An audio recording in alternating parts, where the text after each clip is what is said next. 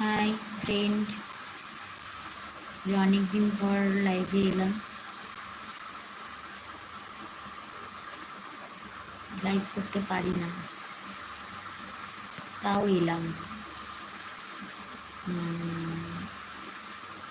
জানি না, 27 তারিখে আবার আসবো আমি। 27 এপ্রিল। আচ্ছা, 27 এপ্রিল আমার জন্মদিন। সকালবেলা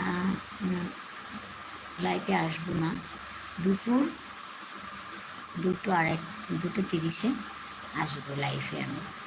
তাই আপনাদের সবাইকে অনুরোধ করছি আমার লাইফে আসার জন্য।